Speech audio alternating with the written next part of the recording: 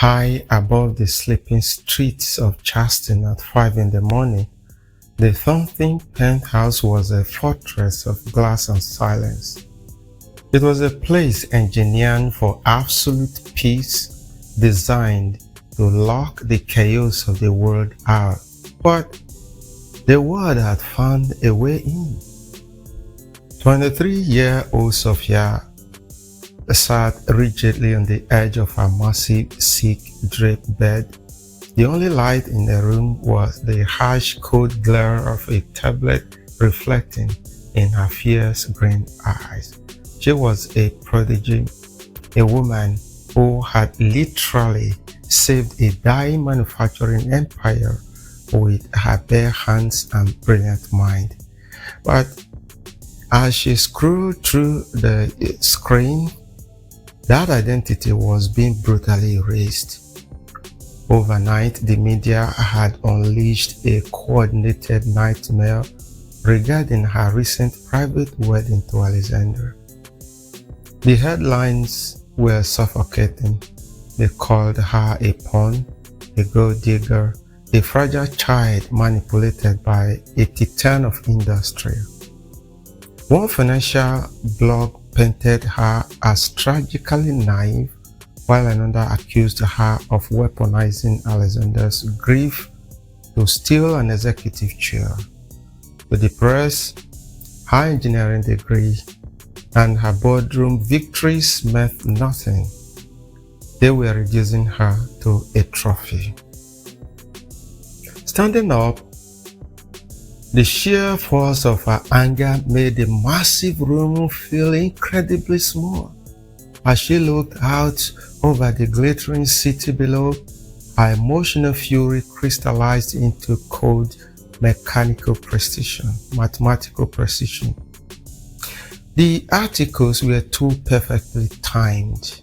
The specific terminology used to discredit her was the exact same internal corporate jargon she had battled during the company's restructuring. This wasn't tabloid gossip. This was a highly funded surgical assassination of her character. And Sophia knew exactly who had the blade: Sarah Vaughan. Alexander had completely dismantled Sarah's career and cast her out of the empire, but predators like Sarah didn't just disappear. They simply found new ways to draw blood. The bedroom door hissed open. Alexander walked in, already armored for the day in a flawless charcoal gray suit.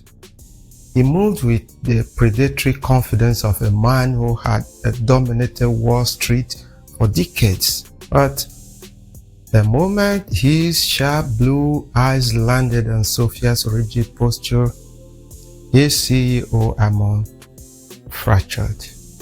He didn't need to ask what was wrong. He saw the tablet. He read the headlines.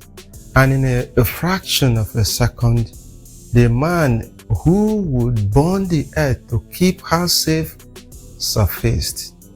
Pulling his phone from his breast pocket, his voice dropped to a leather rumble.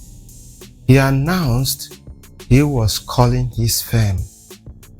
He was ready to buy out every publication, file emergency injunctions, and financially bury the writers before the sun even fully rose. It was terrifying how deeply he cared, but Sophia refused to let him cross that line. Moving swiftly, she closed the distance between them and clamped her hands firmly down over his wrist, forcing him to stop typing. She looked up into his burning eyes and told him no.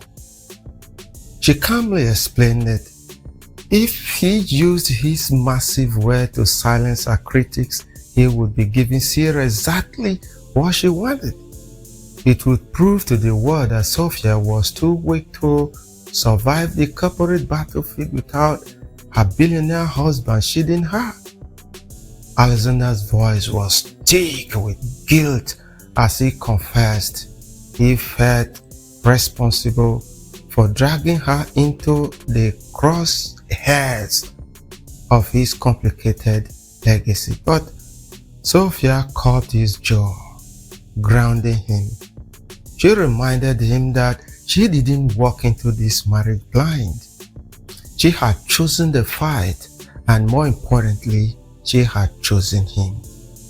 Before Alexander could fully absorb her strength, the private elevator chimed. Patrick, their stoic head of security, stepped out onto the marble floor. His usual calm was entirely gone. The digital attack had just become a physical threat. A massive, aggressive swarm of paparazzi and reporters had breached the building's outer lobby. Patrick advised sealing the penthouse and initiating a total lockdown for the next 48 hours. Hearing this, Alexander's crisis instinct took over. He immediately suggested a tactical retreat. His private helicopter was waiting on the roof. They could be at his isolated mountain estate in less than an hour, safely tucked away until the PRO teams killed the story. Sophia stood in the center of her gorgeous home, realizing it was rapidly turning into a gilded cage. To Alexander, the mountain estate was a sanctuary. To Sophia, it was a prison. With absolute finality, she told him they were not leaving. If they fled, she argued, the money headlines would brand her a coward. Running away would confirm every vicious rumor that she was just a fragile girl, incapable of handling the weight of the Thompson Empire. She hadn't earned her power by retreating from a fire, and she refused to start her marriage operating out of fear. Alexander froze. As he looked at his young wife, the desperate protective panic in his eyes melted into profound awe. He wasn't looking at a girl to be saved, he was looking at a queen, an equal partner whose spine was made of unyielding steel. With a faint, proud smile, he finally nodded, yielding her to her command. They would not hide.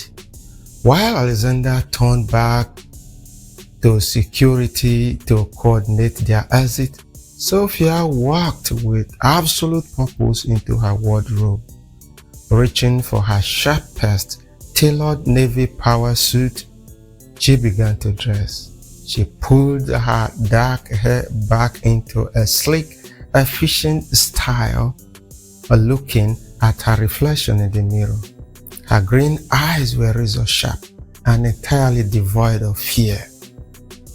The storm was waiting for them down in the lobby, but as she buttoned her crisp white shirt, she was already armed for war.